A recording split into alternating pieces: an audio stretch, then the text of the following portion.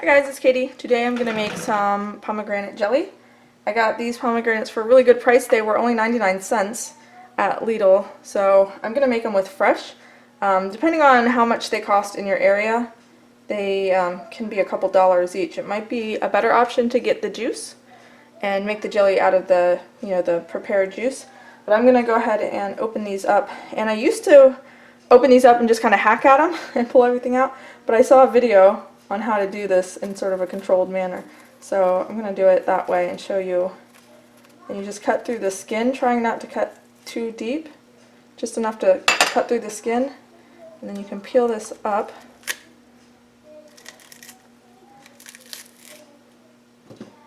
And once you expose the top, you can see there's segmentations. So there's 6 segments in here, and then you just take your knife and again score all the way down the fruit along those segments. And as long as you're careful, you should be able to cut through those segments without piercing any of these little seeds, so you make less of a mess.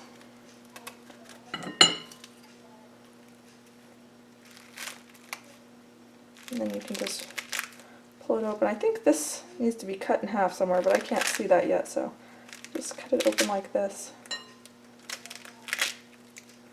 You can see how much easier that works.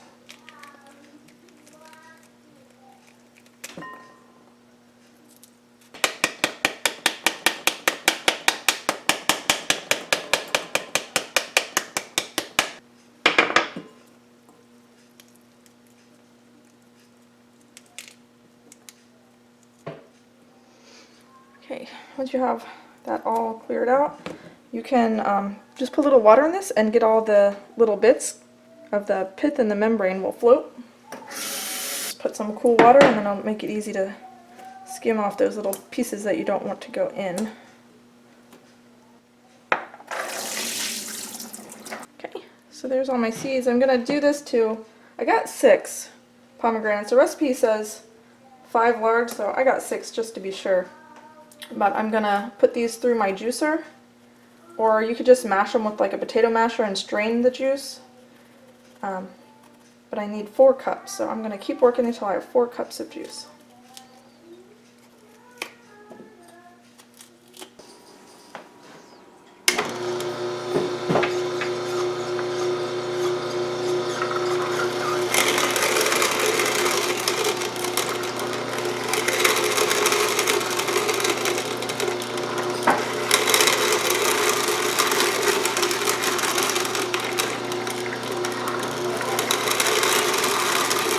Okay, so I don't know if this next step is necessary, but I want to make sure my jelly is as crystal clear as possible. So I'm expecting this to be really bright ruby red. So I'm going to send it through this flour sack towel just to make sure that it filters out every little imperfection. And make sure I have 4 cups.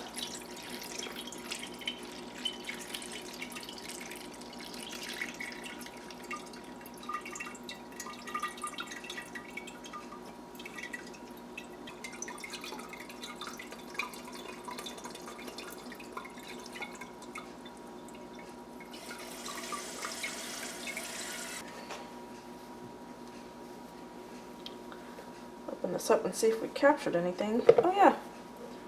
I don't know if it really would have made that much of a difference, but did catch a little bit of extra pulp. And look, here's one whole seed. So measure this out, and it looks like it's just right at 4 cups. Alright, so I have my station all set up. I have my juice, I have 3 cups of sugar, I have a package of the no or low sugar needed pectin. It's my first time using this. Usually I use the regular pectin, so hopefully everything goes well. I have over here, my canner is warming up, and then I have my jars sterilizing in there. Have my lids and bands back there, all my tools. I'm going to add the juice to a really large pot. You always want to make your jelly and jams in larger pots than you think, because it will foam up as it boils. I'm going to add a 1/4 teaspoon of coconut oil.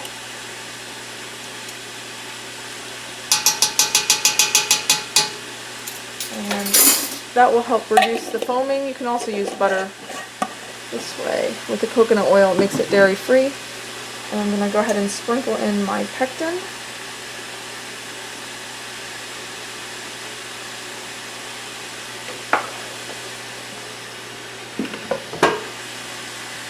Stir that up. Okay, and then we'll bring this to a boil.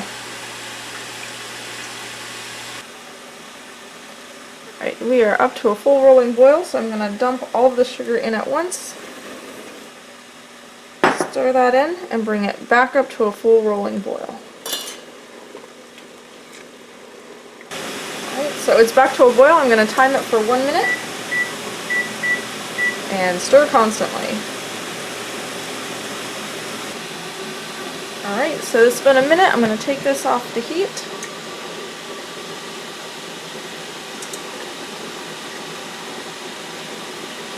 And I'm going to let it settle for just a minute so I can skim off some of the foam. The foam was really minimal. This is looking really nice.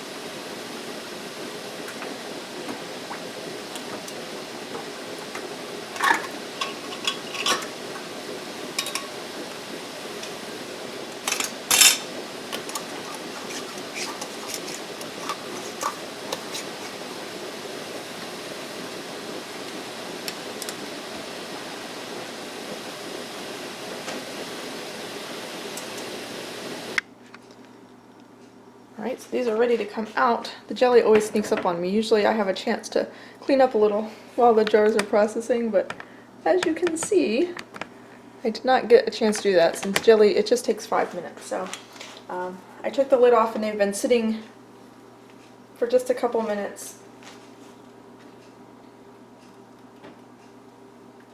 I'm going to pull this out.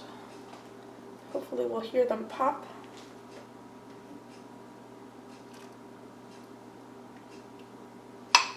There we go. Right, I'll bring you in close for inspection.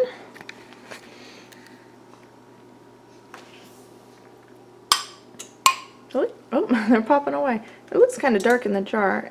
The other pictures I saw online, the jelly was a bright, clear red, so see how it looks on bread and toast and things, but very excited. Of course, I tasted a little bit here. I could not help it, and it's really good. I'm so glad that I went with a reduced sugar jam recipe. The first one I did, strawberry jam, I did the full sugar, you know, follow the recipe, and it's just too sweet for me. So the last few recipes I've been doing, I do the reduced sugar. So you have regular, reduced sugar, low sugar, and no sugar are kind of your levels.